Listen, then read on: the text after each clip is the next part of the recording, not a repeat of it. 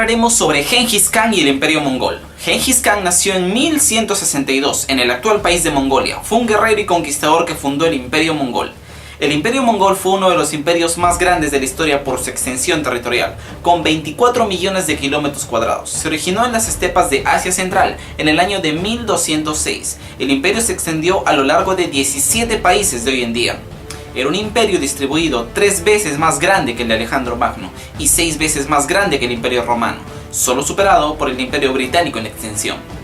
Antes de Gengis Khan, en el siglo XIII, las tribus mongolas eran un grupo de nómadas que actuaban cada una por su cuenta. Realmente eran insignificantes, nada parecido ni de cerca a un reino. No había ni un gran poder militar, político ni tecnológico, solo buscaban sobrevivir. Cuando Gengis Khan logró unificarlas a todas para crear un imperio, los mongoles se convirtieron en una potencia militar y tecnológica que lo conquistó todo en su tiempo. Es por eso que gracias a Gengis Khan el Imperio Mongol pudo tener logros muy interesantes, entre los cuales podemos mencionar: los mongoles construyeron un espectacular sistema postal a través de gran parte de Eurasia, llamada el ñame, cuya eficiencia no fue igualada en los próximos 5 siglos. Este sistema de mensajería usaba mensajeros a caballo. Los mensajeros de Gengis Khan tenían que ser muy rápidos, podrían cubrir entre 200 a 300 kilómetros por día.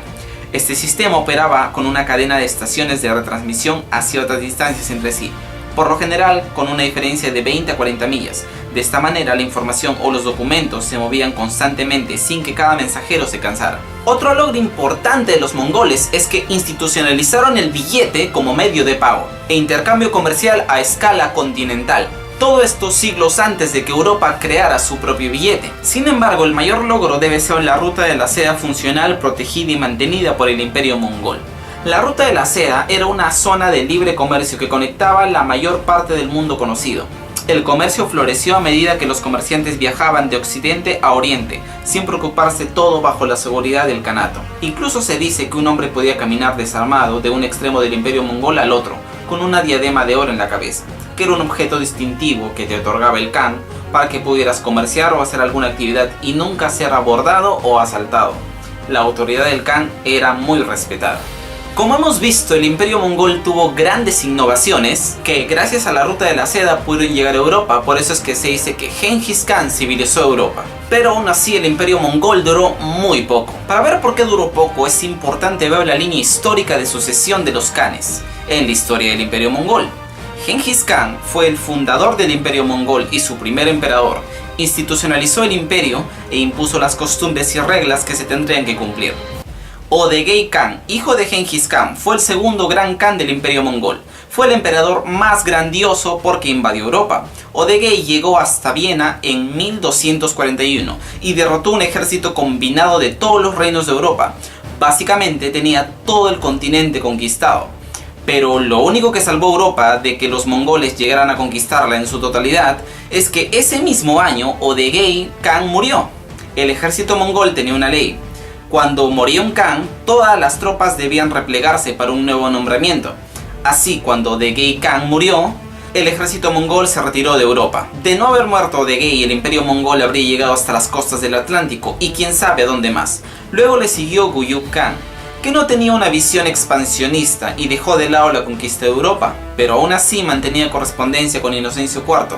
El Papa buscó la posibilidad de que los mongoles se convirtieran al cristianismo y atacaran a los musulmanes. Evidentemente no lo lograron porque el Papa quería que Güyük se arrodillara ante él. Luego le sucedió Möngke Khan y finalmente el último Khan fue Kublai Khan, que también fue el primer emperador de la dinastía Yuan en China. Se podría decir que Kublai se dejó influenciar por las costumbres de China y dejó de lado las costumbres nómadas de los mongoles, lo cual tuvo como consecuencia que el imperio se dividiera bajo distintas costumbres y religiones. Otra curiosidad es que el Imperio Mongol, de un 100% de sus habitantes, solamente 2% eran mongoles, los demás eran extranjeros que habían sido conquistados. Durante el Imperio Mongol había un respeto por las costumbres y las religiones de los pueblos conquistados, mientras obedecieran la autoridad del Khan, por supuesto. Porque de lo contrario, si no lo obedecían, en ese caso sí el Khan era una persona muy violenta y los iba a aplastar a toda costa. Así fue como durante el Kanato coexistieron musulmanes, budistas y cristianos. Todo lo diferente a Europa, donde el cristianismo se quería imponer a la fuerza, incluida la pena de muerte. lo que posteriormente también pasaría en el Nuevo Mundo con la llegada del Imperio Español y el Imperio Británico. Y llegamos a la pregunta, ¿cómo terminó el Imperio Mongol? A la muerte de Kublai Khan, el último Khan, ya no se nombró Gran Khan de los mongoles. Los khanatos se fueron dividiendo en varias partes y se fueron volviendo mucho más independientes y fueron adquiriendo personalidad propia. Se dividió en la Horda de Oro, el Khanato de Persia, el Khanato de Chagatai y el Khanato del Gran Khan. Cada khanato con el tiempo adquirió la identidad de la región donde se establecía.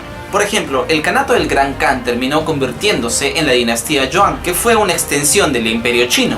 Y así pasó en todas las regiones donde estuvieron. Los khanatos sucesores de Genghis Khan se convirtieron al cristianismo, al budismo o al islam. Con el tiempo, cada uno defendía su imperio independientemente, sin pensar en una unidad como sí lo había antes. La última de esas extensiones del Imperio Mongol terminó en el año de 1480, cuando la Horda de Oro se desintegró. Empezamos hablando de Genghis Khan y terminamos hablando también de Genghis Khan. Un emperador como Genghis Khan habría tenido un mausoleo digno de un gran emperador, ¿cierto? Cuenta la leyenda que a la muerte de Genghis Khan, él pidió que se le enterrara en secreto. Un ejército desconsolado transportó el cadáver, matando a cualquiera que se le apareciera en el camino para esconder la ruta. Cuando finalmente fue enterrado, 1000 caballos pisotearon su tumba para destruir cualquier rastro. Así se borró toda memoria de su tumba. Quizás no quería ser encontrado por miedo a que saquearan la tumba, o quizás quería seguir aumentando su leyenda con el pasar de los siglos. Y lo logró porque llegó hasta nuestros días y seguirá en un futuro. Si el video te ha gustado, dame un like político, no olvides activar la campanita y suscríbete al canal si eres nuevo. Sígueme en mis redes sociales como Mundo Político para estar al tanto de las novedades del canal.